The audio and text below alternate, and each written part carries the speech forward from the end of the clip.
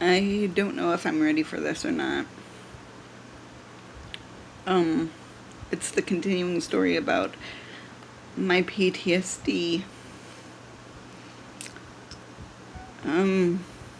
Like I told you before, it's like living in a waking nightmare. It's not pleasant.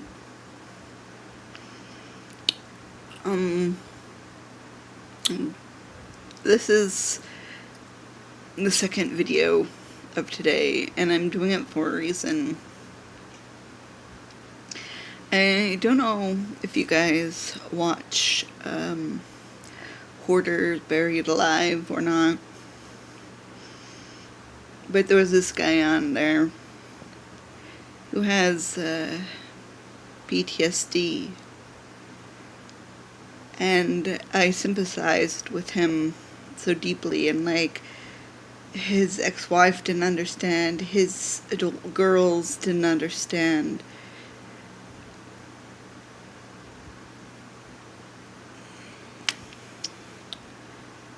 And there is a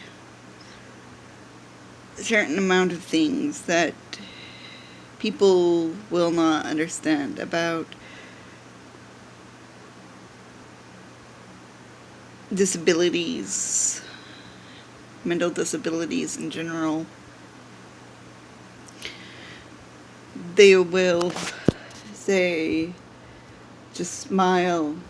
It's easy as just smiling, or just be happy, or just forget about it.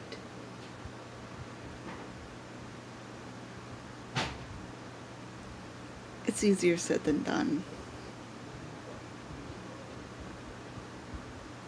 It really is. So, continuing on my PTSD stories,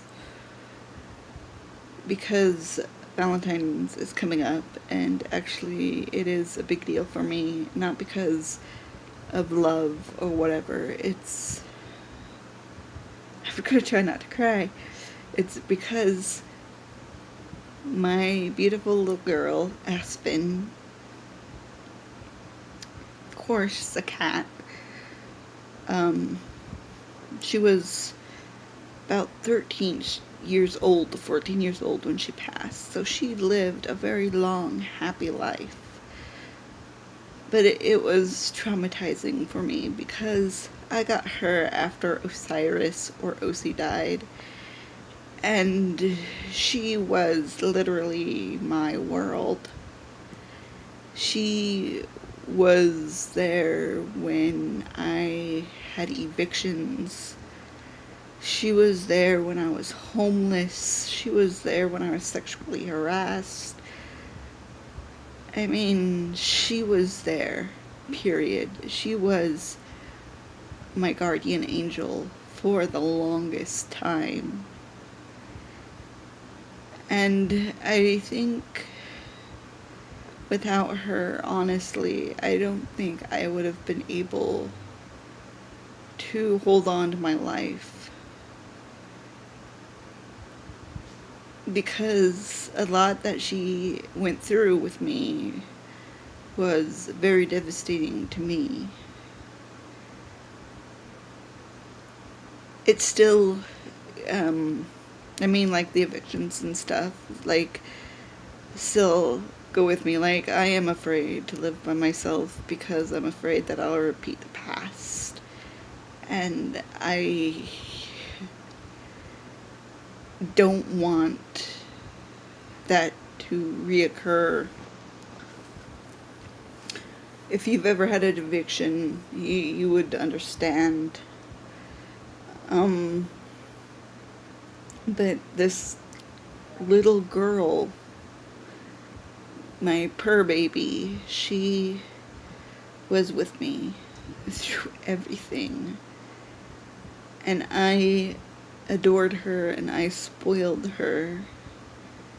And she was very, very playful, happy, she was always sprightly. Like, you can ask my family members who knew her. She loved to play. So the day that I noticed something was wrong with her was the day we were living in Texas, and at the time we were going back to Colorado, where we still had the house up in the mountains. And we went there for Christmas, and Christmas came and gone, and we were heading back. We were packing all the animals up in the car and the truck, and we were heading back to Texas. And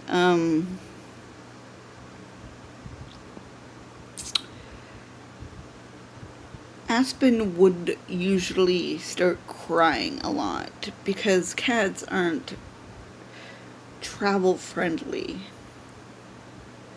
And she would go around the car meowing and whining and, being a cat.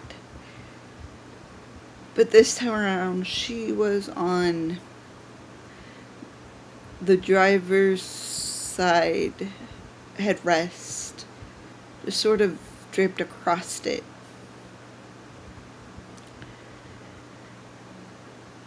And I was watching her, and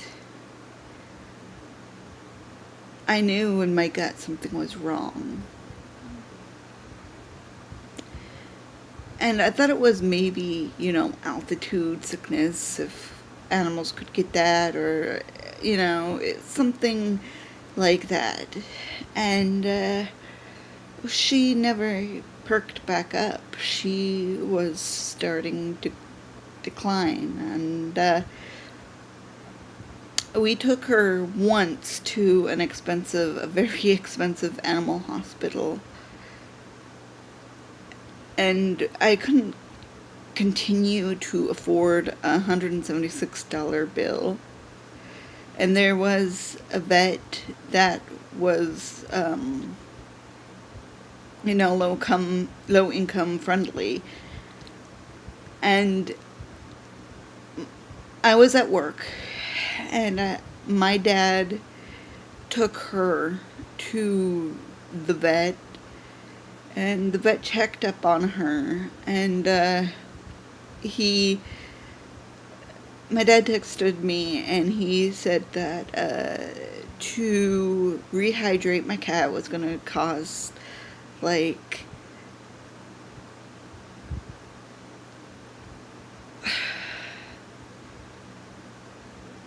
it was like $70 or something like that. And I didn't care. I said, okay, go ahead, do it. And that was my hope, that maybe all she needed, maybe she was just sick. Sometimes cats just get sick. Like they get a cold or something and they just end up getting sick. But that didn't even help her. We would give her electrolytes like you would give babies. And I would take a syringe, or I think that's what basically I used, the syringe, and just kind of gently squirted it in her mouth. And I also mixed it in with her food. So I would feed her by syringe and give her electrolytes by syringe. And I would always keep her by my side. And I thought that maybe taking her outside would help her, because sometimes, when you're sick, you go outside and you get the fresh air, you feel so much better. But I noticed that she would start to head towards under the house, and I stopped her like 3 times. And I know that cats tend to want to go away from their people, so they don't have to see them die.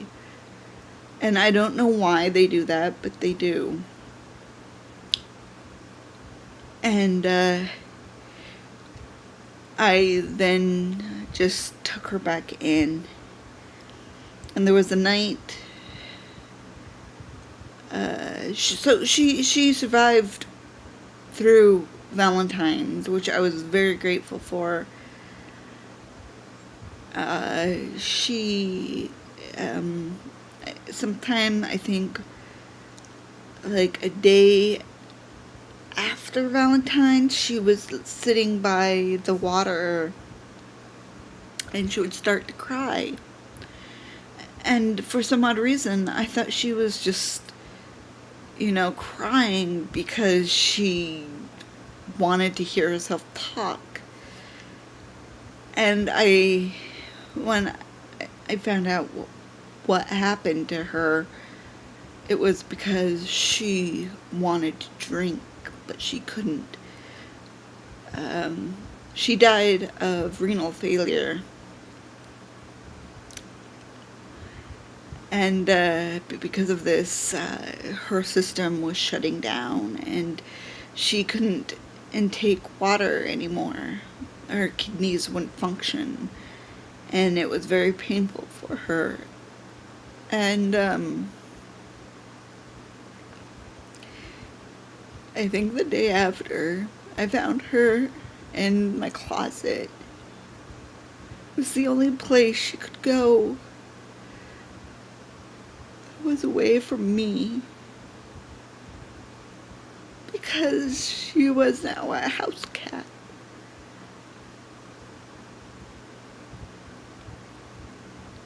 And I remember her sort of coming out when she saw me at the closet, and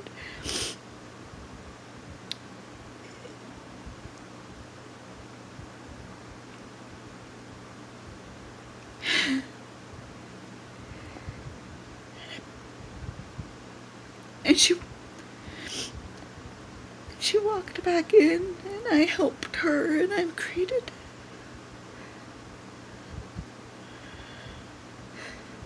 a little cat nest. And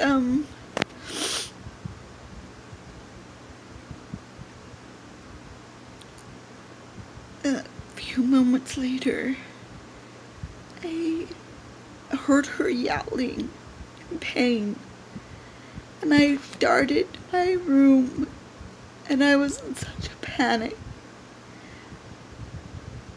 I picked her up, and I held her close to me, and I ran out to my parents, and I gave her to my dad and said, I don't know what's going on. I don't know what's wrong with her.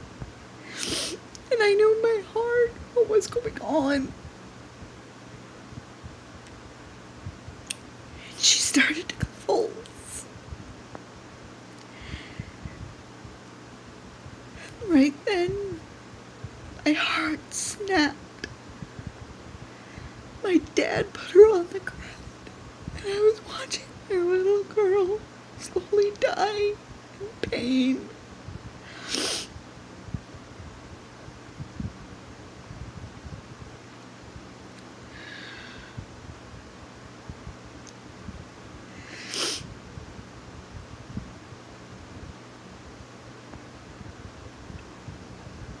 I'm sorry.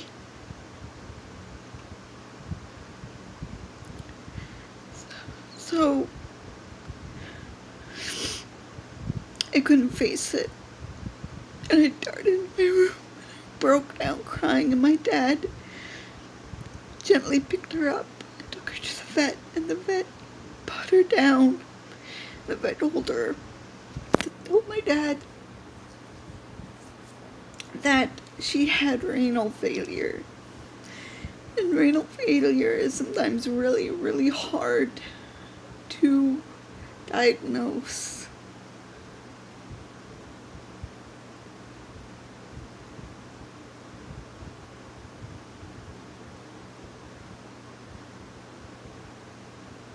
I blame myself a lot. I do.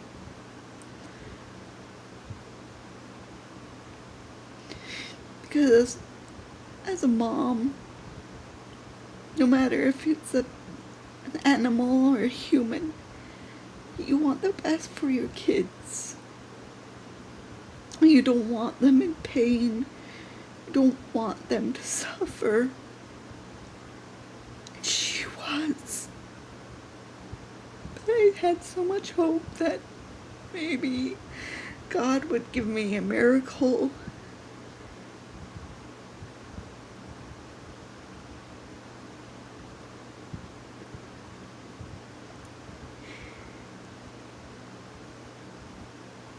I blame myself so often about her death and my horse's death.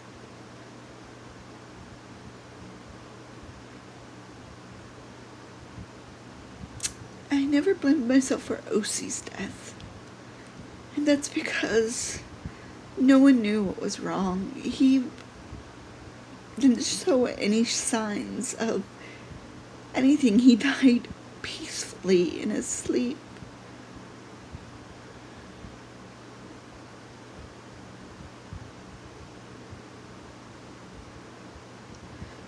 But I still relive those days constantly. Little tiny things can stir up these living nightmares.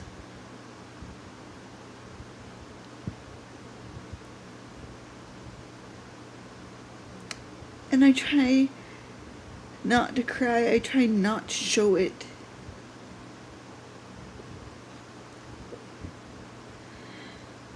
It's hard sometimes.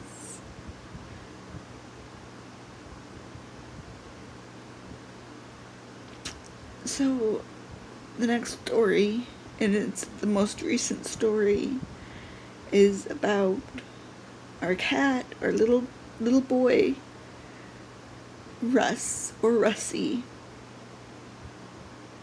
He was the darling little boy.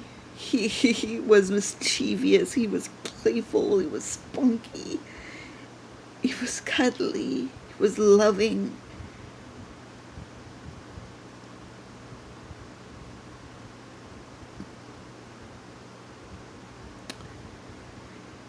He died last year, and he died of malnourishment, and that is not our fault. He had worms, and we couldn't afford to take him to the vet because we didn't have the money for it.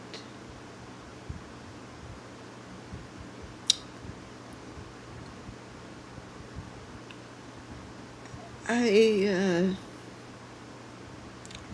remember my dad telling me that he was dying, and I felt this pain in my chest that I felt so many times before. And I ran upstairs and I sat out on the porch and I cried. And I cried. And I cried. And I asked God why. He didn't even turn 1 yet. He was still a kitten. And I think it was a few hours later, I came down and Russy was, on the couch.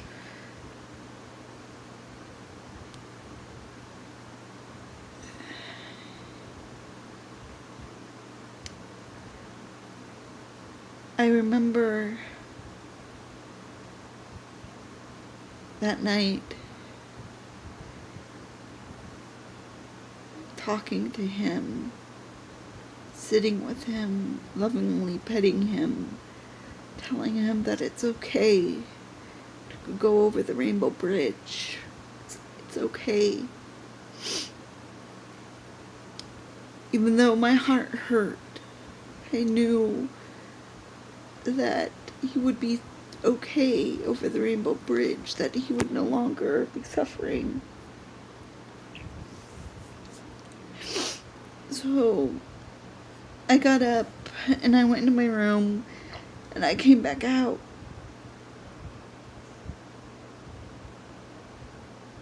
And I saw him dead.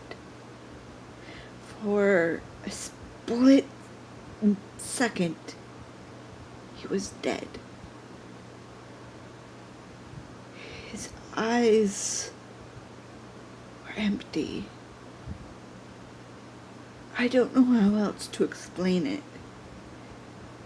Like, if you've ever seen somebody's eyes who is dead, like, you would know exactly what I'm, like, you knew their soul was gone. You knew that there was nothing in there. And I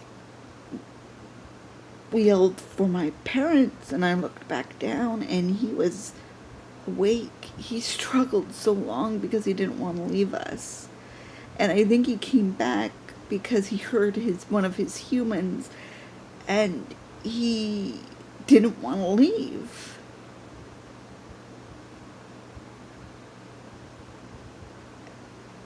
He is buried not too far from my room. I look after his grave as much as I can. But the thing about this story is that look of being dead.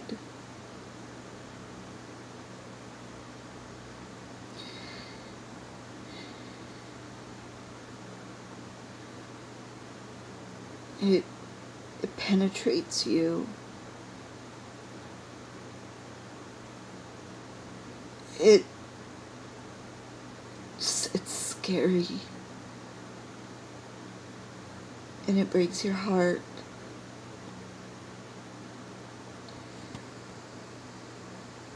And you don't want to see it again. But I do. I see it in my mind right now. I see that beautiful little boy's face and his empty, soulless eyes staring at me.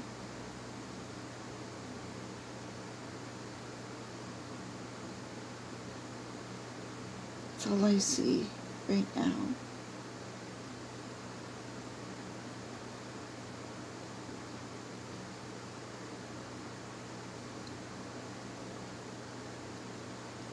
And I'm lucky that I have antidepressants and anti-anxiety medication. Because if I didn't, I would be a total mess. And without it, I am an outright mess. With depression that I have already and the anxiety I have already, you combine it with PTSD, it's a perfect storm.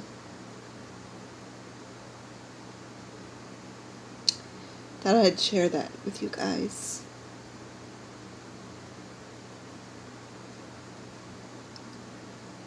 I know a lot of my family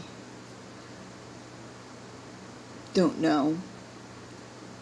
And I know all of my friends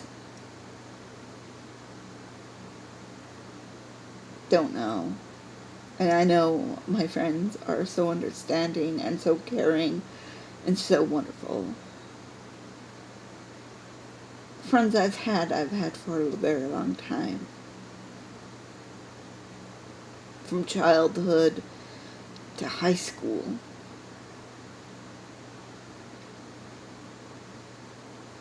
Blessed.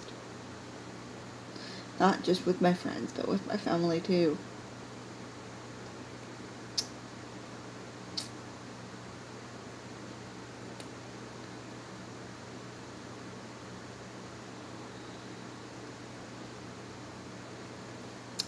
Alright guys, as always, Be brave, be wonderful, be you.